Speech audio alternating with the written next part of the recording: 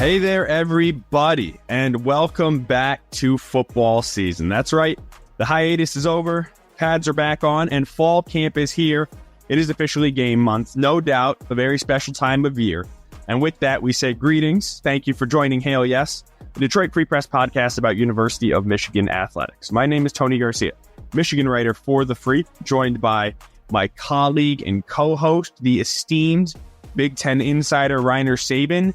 Now, Reiner, that football season is here. I should ask, and you are our Big Ten insider, does this make you an expert on all things UCLA, Washington? Was this an off-season of research? How deep does this now go? It doesn't go very, very deep at all. I focus on the Michigan teams. My Big Ten knowledge doesn't extend beyond the Central Time Zone. Other than were you going to talk about all his Rolodex and how he's always on the phone with Mike Loxley? I was going to talk about his random knowledge of that Oregon State basketball coach, who I still don't know his name, who he spotted at the airport. So apparently the Pac-12 knowledge was not that weak. Pac-2. No, Pac-2, yeah. They're not even in. Pac-12, yeah. Yeah, no, that's great. And it's wider than... R.I.P. and your contacts are much wider than you give credit for. I've personally seen him talking to James Franklin, Mike Loxley, two Michigan State coaches, two Michigan coaches, so at least PJ Fleck as well. So offhand, I've seen you talk to 7 Big Ten coaches, so it's not that limited, and I know there's more than that. Of course, the other voice you just heard is the man who the show does not operate without. That's our producer, Andrew Burkle. And Andrew, I had a thought for Reiner. I have one for you as well. So for me, I'm like, oh, it's football season because Michigan's back. I'm like, oh, damn. For Reiner, it's football season because Michigan and Michigan State. This pales in comparison to you because you got the Lions as well. How do you feel about the intersection of summer and hashtag football season? Well, today's a Hall of Fame game, which is always kind of like the wake-up call. I say today, well, it's Thursday. As we record. Whenever this gets released, yeah. So that's kind of, that is like the marker of you're like, oh boy, summertime is running out. So I love summer more than any other season. But honestly, I'm so excited for football season this year. We have new coaches at Michigan, new coaches at Michigan State, and a Lions team who looks primed to at least compete to win a Super Bowl. So lots to monitor here. And that's not even mentioning red zone and fantasy and all that fun stuff that goes with it. So it's a lot more work, but it's just all so fun. I love football season. Yeah. I wish... It's funny, before this job, you're counting down the days till football season. And now it's a little bittersweet because the summer, enjoying the summer, a little more lax, but this is why we do this job, right? We're here to watch football, here to talk about football. And it's finally that time. Earlier this week on Tuesday, the coordinators kicked off Michigan's fall camp. Offensive coordinator Kirk Campbell, elevated from quarterbacks coach last year, and then new defensive coordinator Wink Martindale, of course, who'd been in the NFL for the past 2 decades, most recently with the Giants, who has now come in to take over the defense. And so Reiner and I just wanted to give a couple of our main takeaways, what really stood out to us from this first session, right? And Reiner, before we do, we think they kind of give us these coordinators before the first practice, right? Intentionally, right? They don't want to give away too much of that depth chart. So we're really trying to read some tea leaves here. Is that how you feel too?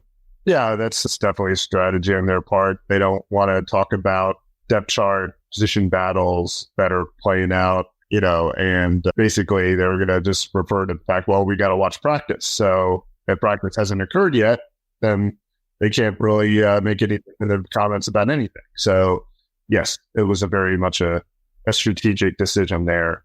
Let me just point out that this is where Reiner is his absolute best. He has a skeptical eye for seeing these types of things, the little nuances, he called me to complain. Yeah, they got coordinators today, the day before the practice. I'm like, oh, okay. He's like, yep, they do that. So they can't talk about practice. Like, that's why Reiner's the best with skeptical stuff. He really is. He really makes me, it's so easy to just, right? To just take someone at their word or trust them. You do need, and he's been around this longer than us, right?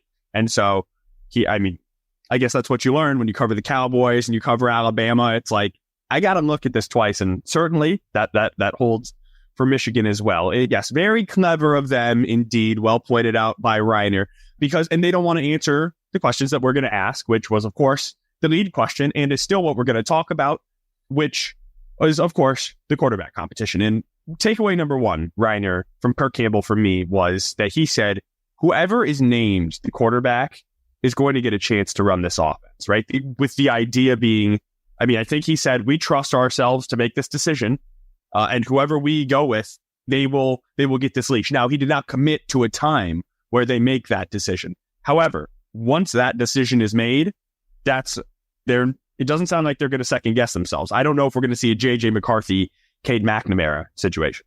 No, I don't know if we're going to see that. I mean, we're, any possibility or thought that, they could ever go back to the other choice, I guess, during the season. I think, they're hesitant about that. But it's possible, I mean, that they could play this out until the first part of the season, just like they did with those guys. That decision was made after the second game in 2022. And I think that in this case, I mean, you could possibly see it go into those first couple games. But I mean, that second game is Texas. I mean, it's not Hawaii, which is what it was when JJ McCarthy basically won the job. So it's a different situation altogether. I mean, just because of the schedule. And so I think there is a little bit more urgency to make a decision early on. So you probably will see that. But it sounds like, based on what Sharon Moore said at Big Ten Media Days, that they're not planning to, again, rush the decision. And Kirk Campbell kind of affirmed that when we talked to him. Yeah, he talked about, I mean, just the way that the decision's going to be made, right? They wanted the idea to be an open quarterback competition. And so what he said was that they're just going to start with the oldest, which means Jack Tuttle, 7th-year senior, your favorite amount of years that a college player can be in college, Reiner. So 7th-year quarterback Jack Tuttle, he's going to get the first reps. Davis Warren, the senior, will be next. Alex Orji after that. And then Jaden Denegal after him. The name was not specified, but I think based on the comments from the spring, Kirk Campbell said that Jaden Davis, the incoming freshman, was not going to be in the mix for the starting job. So my understanding was this is not a 5-man competition. I don't know that it's even 4. Jaden Denegal would certainly be number 4. It seems to be between those 3, Tuttle, Orji, and Warren. Yeah, and I think it's interesting because, again, Tuttle didn't practice in the spring, so how he's going to affect the competition now that he's in there. I mean, supposedly he was working hard this offseason, and he's had some experience backing up some pretty good quarterbacks that are now first-round picks, in the NFL, debuting in their rookie season with Michael Penix Jr. and also obviously JJ McCarthy. So as you referenced in your column the other day, so I think it's interesting to see how he is going to impact the competition, because we didn't really get to see whether he would have been the lead guy in the spring. It's assumed that it was Orji coming out the spring, but again, Tuttle didn't practice. Tony, when did Sharon take over as OC again? Full-time last year. But he was co-offensive coordinators with Matt Weiss. Okay, so this would be 2022. His second quarterback battle that he's had a say in, essentially, right? Because the first one last year, when he was the OC, I mean, JJ was the guy from day one, right? So even if you give him the benefit of that one where it was McNamara and JJ, where it kind of felt preordained for JJ to win the job, I mean, they basically got one game each, and they basically both were blowouts, and they're like, okay, JJ's the guy. It's not like Sharon has a lot of experience dealing with quarterback battles. He was a tight ends coach before that. Yeah, certainly not. But one thing to keep in mind is Kirk Campbell was an analyst in the quarterbacks room during that year. So he had his eye on the room, and I don't know how, this is speculation, but if I were to put a hierarchy on how that decision was made, it was Jim Harbaugh, Matt Weiss, and then 3 and 4 would be some order of Sharon Moore and Kirk Campbell, because one's the analyst in the room and one is co-offensive coordinator, runs the line and has the fingerprints all over the offense. But no, it's a great point. I mean, and that's the risk you run when you have a first-year coach, right? I mean, there's going to be lots of new things. And that's not to say that he can't do it. I mean, Sean McVay was 32 years old when he showed up to the Los Angeles Rams and had that thing down to a T and was running a tight ship. So it's not to say he can't do it, but there's nothing for us, first of all, to go off of. There's no history of, this is how Sharon handles it. oh, this is where, like, oh, when Jonathan Smith was at Oregon State, this is how he handled it with his quarterback. There's nothing that we have like that. All we have for Sherrone is to go off what Harbaugh did kind of, and what Sherrone's vision is within that kind of.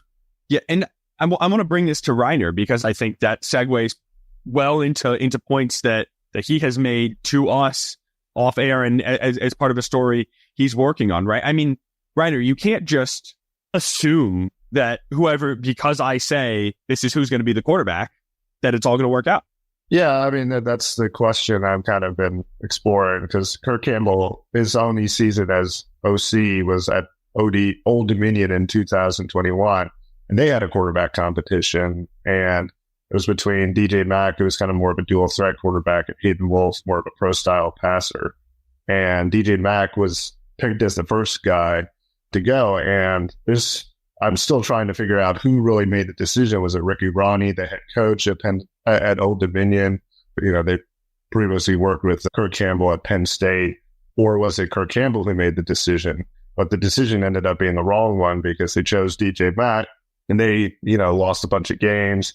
Then they made a midseason switch eventually to Hayden Wolf, and he ended up, leading them to a bowl game, a complete turnaround, 180. But at the end, Kirk Campbell got fired, and I don't know how much that decision played into the reasoning for that. I mean, nobody seems to know, and nobody seems to be willing to talk, which is why, I'm still kind of working on the story. But there is some element of that there where, the wrong decision was made. How long do you go with the guy, hoping that he's going to be the person who affirms that you made the right decision? That's why I asked Kirk Campbell the other day about confirmation bias. I mean, you're looking for things to kind of make your decision the right one, or find evidence that, confirms that your decision was the right one. And that, could be a problem if, that's the case with Michigan this season.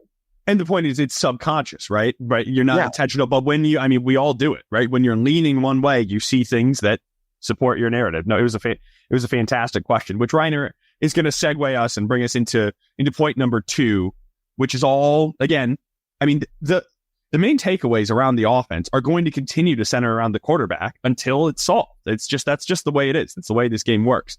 And so takeaway number 2 for us was that only once that quarterback is decided is when this offense can truly find its identity, right? And you and I, we've talked about that. I mean, we talked about that earlier this spring in April and May, and just what that decision and finding that guy is going to be like. But what Kirk said, I mean, he confirmed it, and he's like, look, all the quarterbacks, they're going to have these, similar base packages. Like Michigan's going to Michigan. We're still going to do the things that make us us. However, there's going to be tentacles, extremities, and extensions on the offense for whichever quarterback it may be, right? And you can guess what that would look like. For Davis Warren, maybe that's more deep shot. For Jack Tuttle, maybe that's some decisions, right? Someone who you trust to maybe read one or read two or go. With Orgy, maybe it's more designed runs, more sweeps, more lateral side to side stuff. RPO stuff. RPO, exactly. To just spread the defense, keep them on their heels. Michigan can't decide that until they decide who the quarterback is. And Kirk saying that, I would think, would make them want to come to a decision quickly. But then again, you run into that double-edged sword if you make this decision too quickly, and then you make the wrong call. Yeah, and so that's the question. And he said he was going to, the decision that he was going to make was going to be pretty much the final decision, and we're going to roll with it for a while. They didn't want obviously the quarterback feeling threatened after that decision was made, like, oh, if I screw up, I'm going to get replaced immediately. And so, I think that's interesting too. But I mean, again, how long do you wait if the guy is underperforming and, the offense is struggling? So that's $1 million question. But the other component of this, again, they also have a decision to make at center. And I think that's going to be interesting to watch. I mean, like, the quarterback center battery is pretty important in football. I mean, from a protection standpoint, usually it's either the center is identifying protections or the quarterback. And right now we don't have an idea of who's going to be doing what, or who's, going to be at either of those positions. So I think that's a thing to look out for too. I mean, as you also saw, I mean, the center and quarterback thing can affect the snap. I mean, with Alabama, Seth McLaughlin and Jalen Milroe, that ended up being an issue all the way up until their final snap. I mean, it kept Michigan in the game. You could argue that if Alabama, 4 or 5 balls were put on the ground that game, you could argue that if they can just get that clean, right, maybe Alabama wins that game. Yeah, so I think that's an issue, that needs to be resolved too. And I think they were kind of cavalier. It sounded like Kirk Campbell was a little cavalier in that response. I asked him about that because saying that it's just gonna all work out. But again, we've seen situations where it doesn't work out even at the best programs. I will just say, let's say it is the guys who we sort of think, right? Greg Crippen wins the center job, and then either Tuttle or Orji wins the backup job. I got to think that they have been working with the second unit together quite a bit last year, right? They were both understudies, so it's not like they're just meeting for the first. Like, this is not Jaden Davis trying to meet Olusegun Oluwatimi. Not obviously, they never played together, but you get it. Like a freshman, a transfer, who are just like have nothing in common. I mean, these guys have been in the system and they know. But that your point is well taken, and it's good that it's pointed out. One final big picture question on this quarterback topic I want to hear from you guys on. Do you think it says something about like kind of where the Michigan program is at is as far as kind of flipping it over, that you have 2 quarterbacks with such different style in Orji and Tuttle? Because think about it, like for years, you usually associate a type of quarterback with that school or with that coach. People move around, so these days more so you associate it with the type of coach that is. Tuttle and Orji are such different quarterbacks, which adds a totally different dynamic to this too. It's not just who's the oldest, who's the best. You're basically deciding what kind of style of play you're going to have for this entire year. And then once you have Sharon's year 1, that could be his identity going forward. I have a thought, but I'll let Ryder go first. Yeah, I mean, I agree. I mean, I think what Sharon Moore, from what I've seen, and I think Michigan in general, is like they've been promo. You prefer to have a mobile quarterback, or dual, a person could do both, but they're okay with having a drop back, passer. I mean, it's the same thing with Harbaugh. I mean, Harbaugh, had Jake Rudock initially, and he brought him in, but I think he preferred to have, somebody like Dylan McCaffrey who can do both, or Shea Patterson, who was a little bit more mobile, not just a pure drop back passer. I mean, so like, I think they want some level of mobility in their quarterback, but they're not like beholden to the idea of having a mobile quarterback. I subscribe to that as well. And also, I don't want us to undersell Jack Tuttle's ability to move. I mean, he can run now. He's not Alex Orji. Sneaky fast. Sneaky fast. I wonder why it's sneaky, huh? But really, I mean, he ran 4 times last year, 35 yards, had an 18-yard run. To me, now, keep this in mind. I'm saying like dial it way down. But he's JJ McCarthy light. I mean, they're very similar style. Like the pass first, can extend the play, and you trust him to not make a mistake. Now, he doesn't have the same arm talent, doesn't have a lot of the same. He doesn't have the same durability. He's high upside. Yeah, he did. I mean, he took one real hit, it seemed, last year. Yeah, he's rather injury prone, actually. So, however, he has thrown, one of my favorite stats, he has thrown 10 times more passes in games than the rest of the quarterback room combined. He has thrown 200 in his career. Everybody else has thrown 20 combined. That's what happens when you play 7 years. It's true. But I mean, there's a big difference in experience, and so I would say so too. Yes, yeah, yeah. He has more experience than the rest of them combined. Like in college careers, yeah. Oh, and 6 touchdowns, 6 interceptions career for Jack Tuttle. All right, moving on to the defense, and we got to speed this up a little bit just so we can get to the break and get to our second portion of the show, which will be shorter than the first portion. Wink Martindale. Here's what the notes say. He has to take over the number 1 ranked defense, and he vows to keep it there. That was the big takeaway. But I mean, the thought of it is there's nowhere to go, right? Like I started writing this. I think maybe this will be published maybe around the time this podcast goes public. you never want to have a bad season, obviously. However, the silver lining is after you do, when everything's down in the dumps, the only way to go is up, right? Michigan is on the polar opposite of that. There is no room for improvement. They were 15-0. They beat all the best teams. They won the national championship. The only way to go is down unless you can fight off everybody who's gunning for you, right? And then you take that to the next level for Wink Martindale, who takes over, who he wasn't even part of it, right? So he's coming in as a new face, joining this number one ranked team with the number one ranked defense, tops in the nation against total yards, tops in the nation in total points, doesn't give up the big play. And now he's just expected to just keep it there. That's a big ask. Yeah, I agree. And I think, I wrote the same thing today. That was fun. I should have plugged your column. Yeah. Reiner wrote a fantastic column on the pressure that he is facing around this. I know our communication was a little off. Yeah. Well, anyway, that idea. I wrote a worse version that'll be out tomorrow. Well, that's why I asked him specifically about, facing the pressure, and dealing with this situation because it is a unique one. First of all, he's never been a coordinator at the FBS level.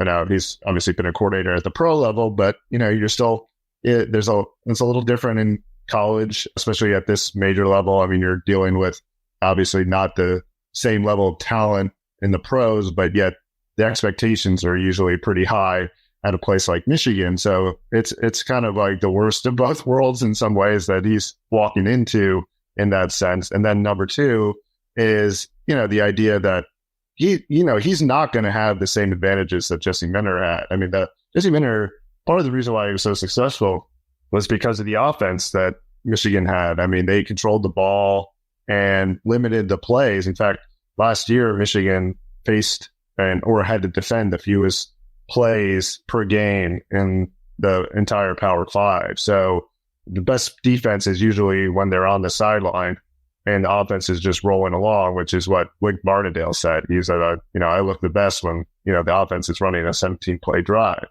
And it's true. And that's what Michigan was able to do the last couple of years. But, I mean, it's going to be much different, I think, with this offense. I don't know if they're going to be able to run those extended, drives, and especially right off the bat, and the fact is that they have a much, much more difficult schedule early on. And so the offense is going to be, trying to play catch up with the defense while they're facing, Fresno State, Texas, USC in the first 4 weeks. So it's going to be difficult. When Michigan talks about how it emphasizes complementary football, it's not just words. It's their ethos. And that is what to your point, that's why they were 40-3. A large part of the reason they were 40-3 the past 3 years is that, the other team can't score when they don't have the ball. It's funny how that works. But you're right. Is Michigan's offense going to sustain the same amount of drives, put up the same amount of points, put the defense in similar positions because we were just talking about it before the show. So frequently, before you blink, Michigan's up 14-0 at the end of one last year. It makes the opposing offense one-dimensional. And, if you're trying to it's hard enough when you had your whole playbook against Michigan. If you're working uphill, it's near impossible, right? And, Michigan can get pressure with 4. They can drop 7 in coverage. And then where do you go with the ball? You can't beat them downfield. You had a great stat before the show. What, second in the nation in fewest 20-yard plus plays given up in what are they called? Explosive plays. The second fewest explosive plays allowed, and that's part of it.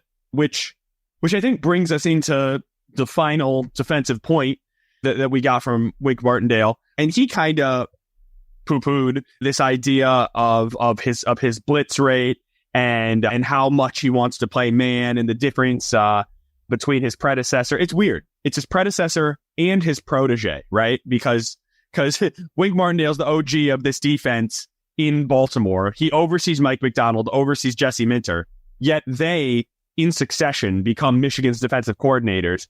He's third, so he taught them something, but then he's coming in after them to sort of tweak it, put his own spin on it. And he said, look, am I more aggressive than them? Yeah, I am. But nobody ever points that out as a bad thing when the Ravens are leading the nation, or not the nation, the league in defense 3 of 4 years. What they do point it out is the last few years when it came back to bite them, right? I mean, I think the Giants were 26th in points allowed this year. And what was one reason that was, or this past season? What their offense looked like. Their offense could not score. Their offense could not sustain drives. Daniel Jones wasn't cutting it. And so you can see, and he really took exception to the comparisons to Don Brown, right? I mean, I think it's funny they both share a name, right? Both named Don, but just a lot, the idea of just an older guy who's a DC who likes to play man and likes to blitz and is going to just get destroyed. And he did not like that idea. No, he didn't like that idea. But I mean, at the same token, I think it's a reasonable comparison. I mean, people have kind of, a little bit of trauma from, the end of the Don Brown era. And it's because in 2020, they had their worst season under Jim Harbaugh, and which necessitated the change to the Raven style scheme. Now, again, Minter and McDonald ran a lot more zone coverage, Minter more than even McDonald. And it was very much a shell coverage, kind of protect the deep passes, which is a lot what the NFL is doing right now. They're trying to make quarterbacks dink and dunk their way. They're not looking to give up explosive plays. That's how they try to defend Patrick Mahomes, Lamar Jackson, all those, Josh Allen, all those, big, guys who can, get the ball downfield. And so the idea is that, I'm sorry, it's not quite what the Big Ten quarterbacks looked like. Like you think about what these defenses are designed to stop. Sure, They're playing Ethan Aliakmanis or whatever. But, again, it speaks to the fact that they didn't allow very many explosive plays. And, for a long time, they didn't allow anybody inside the 10-yard line. It was very much a, bend but do not break defense. I mean, they would, concede, some yards, first downs. It would, teams would move the ball, but they wouldn't get, to the point, the destination that they were looking for. And so, the idea is that, will Martindale blitz and gamble more by playing man and expose the defense a little bit more than Minter did? I mean, it's possible. I mean, based on his track record. And so I think that's something to watch for there. And so he kind of poo-pooed that idea. But I mean, again, Minter ran a lot of simulated pressures and that were disguised to look like blitzes, but there were really only 4 guys rushing upfield. Sometimes a guy would drop, from the defensive line into coverage. And so they kept the integrity of the defense there. So I think that that's something that, we have to watch for because, part of the reason why Baltimore moved on from Martindale was because I think, he was too aggressive and it wasn't as effective as what ended up being what McDonald did in Baltimore. And obviously McDonald has great success because he's now the Seattle head coach. He did. Now, Martindale did say that he's like, hey, I like guys who can play man, right? Like, not that he wants to play man, but he's like, I like Will Johnson. I like guys who get drafted high. It was just pretty quintessential Wink Martindale as we're really getting to sort of see that personality come out. And he is of the belief if you have a man team, you can teach them zone. If you have a zone team, he doesn't know if you can teach them man. I've seen a basketball coach in the state subscribe to a very similar style for a long time, right? Tom Izzo famously only plays man exclusively. More different idea, but just the point is the idea that he does what he's going to do what he's going to do. Nick Saban's favorite coverage is cover one, just man. He would just cat coverage as Wink Martindale talked about. Yeah, everybody, you pick up a cat, and that's what you. That's what you do. But that's the ideal. But that's if you have the best players at every position, you run man. The reason why a lot of college teams run zone is that, the receiver on the opposite side is better than your man defending them. And now that might not be the case with Will Johnson, but on the other side, maybe it is. And so those are the issues. And, again, in college, they're running kind of stuff like they do in the pros where you have half zone, half man. One side is put a safety over the top. Yeah, right, exactly. And and then you also have the pattern matching component, which is kind of a zone man thing where you're basing your coverage off of the routes that are being run, which again is what Saban ran too. So he wasn't just pure man, but it was man principles, and that's what he wanted to run, and that's what most NFL coordinators probably would prefer to run his man coverage. Mark D'Antonio back in the day, they do press man on the outside, like cover four, like with their safeties deep, like, and so a lot of very successful defenses have done it. That was pretty nerdy. Let's take a deep breath, and then on the other side, we are going to do a little bit of overrated, underrated players who will exceed and maybe not meet their expectations. Don't go anywhere. This is Hail Yes.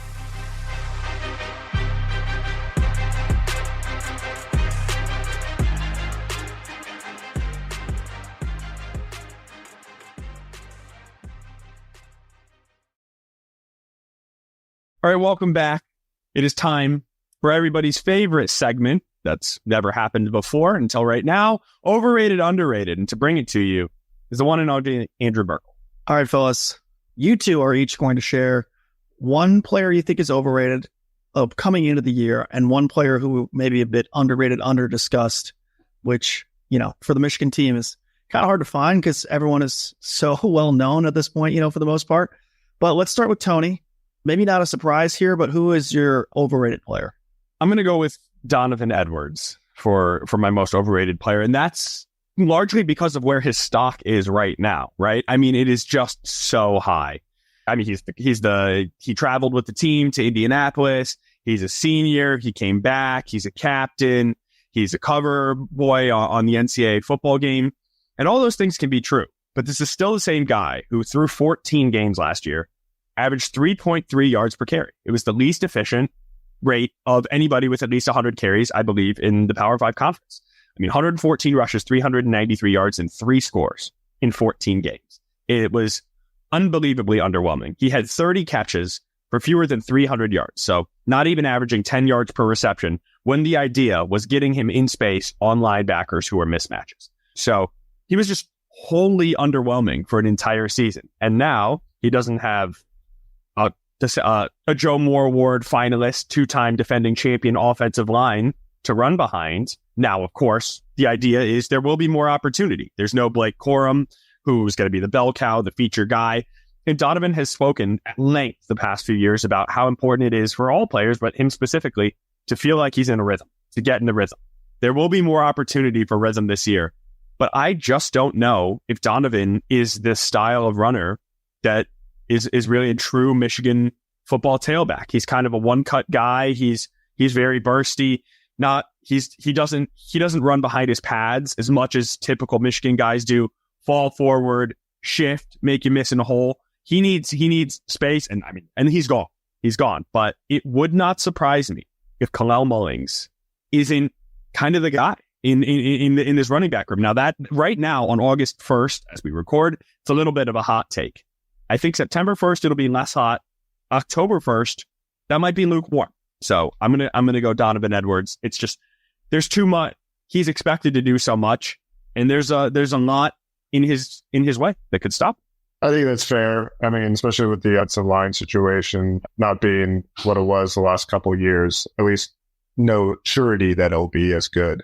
The fact is, though, in the spring game, he did look pretty effective running between the tackles, which I thought was encouraging. He shows more moments than he did throughout much of last season. I mean, sometimes he was tracked from behind, a couple times, and I think the UNLV game also, again, was totally undependable in short yardage situations. And so not that he's necessarily going to have to do that, especially with Mullings being back to handle that. But I mean, it is something that, where I think that in a lead role, we can maybe see him excel. I mean, he did very well when Blake Corum went down at the end of the 2022 season. And when, Donovan Edwards has about, at least, 18 to 20 rushes per game when he gets going, he's produced more than 100 yards per game in each of those, games. So like when he's at his most carries, he's gotten over that 100-yard barrier. So he's going to break one. And he's talked about that where like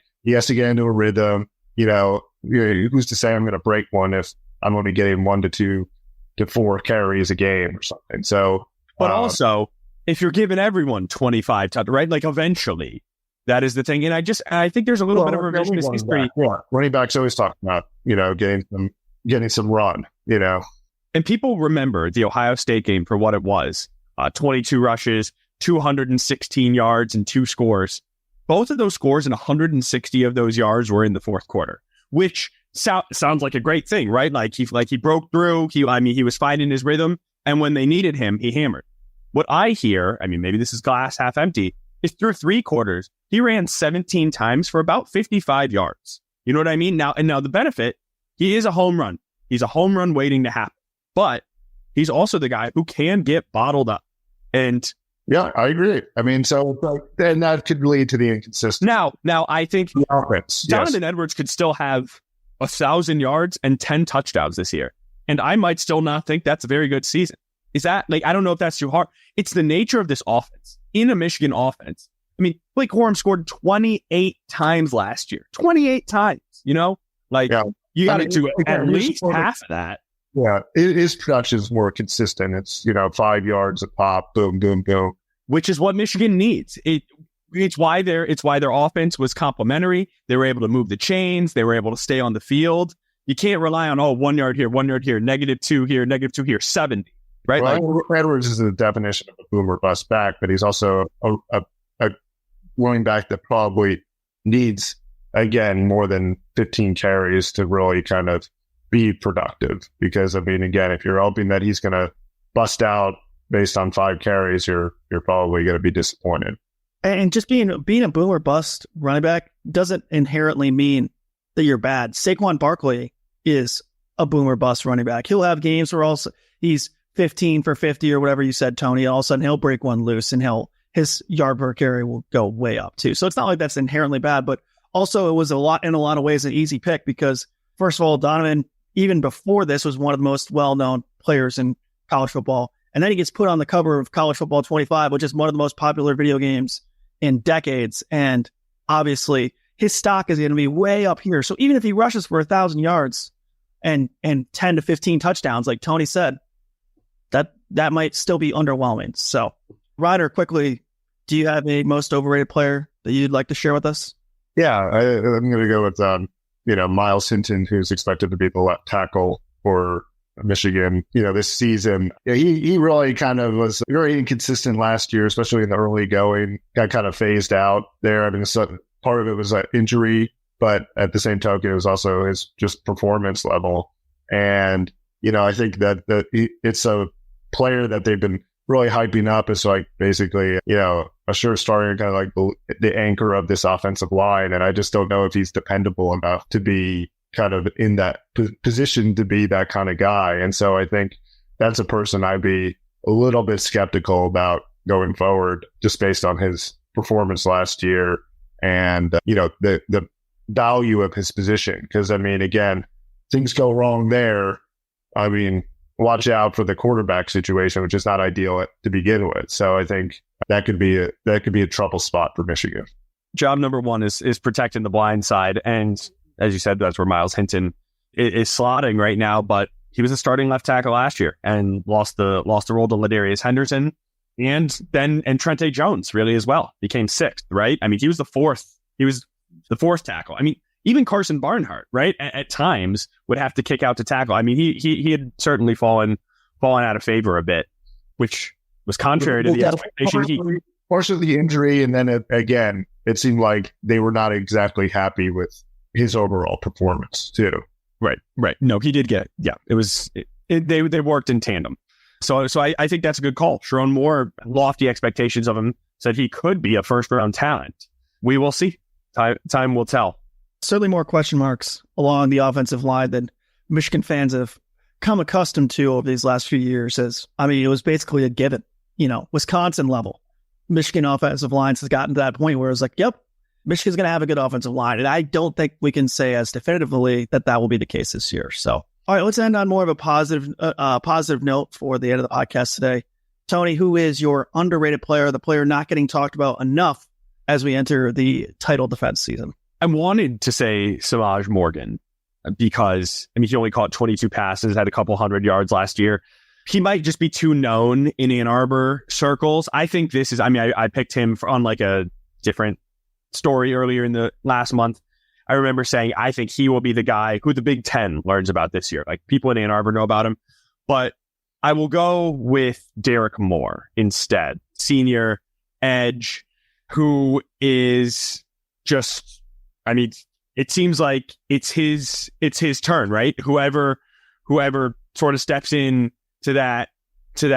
I'm sorry, he's a junior. I think I just said senior. That's why I'm distracted. He's junior, but regardless, I mean, whoever steps into that edge role has for years now led the team in sacks, tackles for loss. It was Jalen Harrell last year, Mike Morris before, Aiden Hutchinson, David Ajabo in 21. It is the production position in Ann Arbor. Defensive tackles eat up blocks, linebackers come downhill and make the tackles. But if they're anywhere through that first or second level, but the guys getting to the quarterbacks, the guys dropping the ball carriers in the backfield are generally the edges. And it just feels like Derek Moore's turn. I talked to the sack sensei, Javon Gopi, earlier this summer. Derek Moore was down there, and he cited him as someone to watch as well. And it's just the development. It's the way Michigan does it, right? I mean, you're not ready for someone, and then they come up. I mean, last year was maybe the least productive, quote unquote, that the starting edges were. And I would say that's just because there was so much depth on the defensive line. I think Derek Moore, not a household name right now, he could get 8, 9, maybe 10 sacks. Yeah, I think so too. And, I think, he'll team well with Josiah Stewart, too. I think Josiah Stewart also came on very at the end of last season. He could have been an underrated player in some ways too. And so I think Derek Moore is a good choice because, again, I think he could have some real potential to, especially in Wink Martindale's defenses. But if they're bringing as much pressure as people assume, plus you have, Mason Graham and Kenneth Grant kind of in the middle, pushing the pocket too. I mean, there could be a lot of, opportunities where the quarterback is basically flushed and directed into the edges and right into the arms of Derek Moore or Josiah Stewart. So I think that's a good choice. What's your good choice? Yeah, last but not least, thank you, Tony. I think it's Watson. I mean, people completely forget that this guy's even on the team or is back because he entered the NFL draft, somehow was able to come back. They granted basically the NFL draft a waiver after the fact, where, he didn't pull out his name until, after the deadline when you're supposed to pull out your name. But, they granted him that. He wasn't really in school during this spring semester, so he wasn't on the team technically. He was in the facility, but so now he's back in school, back on the roster, and could be the starting safety, now that Ron Moore is out, opposite of, or right next to Makari Page. So, I mean, he's a guy who, when he has been in the game, makes plays. I mean, he had the big hit on Buka in the Ohio State game, jarred the ball loose, got the whole crowd riled up. And then, he forced a fumble against, Jalen Milroe in the fourth quarter of the Rose Bowl against Alabama. And while that didn't lead to any kind of, score, it still was, a pretty big play in that moment. And so when he's been on the field, he had an interception. So in the Bowling Green game, they were struggling too. He made an interception right after he entered the game. They, kind of turned the tide a little bit in that where, it looks like Bowling Green might actually, have a little outside chance against Michigan at that moment. And so he kind of came in, stepped in and made an interception. So the guy makes plays and he's got a really firm knowledge of this defense, 6-year guy. I think he could be a really impactful player. And I think I agree totally. And I think it's telling the position groups that we picked these guys in, right? The defensive line, the defensive backs, people who are and not the number 1 or 2 guys in those rooms, but they're so deep on that side of the ball. It feels like there's every opportunity for them to be, Quentin Johnson to be another NFL pick. So, Reiner, kind of off this question, a name that maybe would perhaps fall into the overrated category, Jaden Mangham, who a lot of Michigan fans know because he played for MSU, was a starter there last year, and then transferred to Michigan as a safety. You think that Johnson will start over him and maybe Mangham might not even get that much playing time, or you think he'll find his way out of the field in different roles? Yeah, I think it's possible. I mean, Quentin Johnson's, he's probably more of a strong safety type. So, and Jaden Mangum's probably more of a free safety. So, Page might have a lot to do with that too. Again, the problem with Mangum is that he's kind of slender. So I don't know what they're going to do. How they feel about his body type right now, and whether Justin Truss, the strength and conditioning coach, is going to try to bulk him up a little bit more before they feel like he's ready for that. But it is interesting. I think he's more of a player that they're looking for in 2025 to potentially 2026. To be kind of like the guy per se, as opposed to now. I think he's a depth piece at the moment. I see that as well. I see Quentin Johnson starting at strong safety, Makari at free safety, and then the two transfers they brought in safety, Wes Walker from Tennessee and Jaden Mangum from Michigan State, probably backing them up. Will Johnson will start at one corner spot. Opposite him, sounds like maybe Jair Hill, but certainly Amir Hall, the transfer from Albany, will work into that mix. And while we're on the defensive backfield, I asked Wink about this as well, and Zeke Berry will get the first look as the number one nickel. But J-Mac, Jaden McBurrows, also figures to slot into there. And I think those 10, that's kind of the two deep in that secondary room, which is why Lamar Morgan and company feel really good about things. Yeah. No, I think they're pretty solid back there, although there's some question marks, and they'd be much more solid if they had Rod Moore, back there. Yeah. He was a big loss. He was. But they've kept the door open for a return. That is TBD. We'll continue to ask about that as the season progresses. But I think we're going to put a pin in it here, put a little bow on this, and say goodbye. So thank you to everybody who makes this show possible. That's our editor-in-chief, Nicole Avery Nichols, and our audio engineer, Robin Chan. If you could, please rate, review, and subscribe to the show. It just helps generate traffic, which helps us get views and clicks and money so we can do more things. So that's very nice. We appreciate it. For Andrew, for Reiner, I'm Tony. We'll talk to you soon.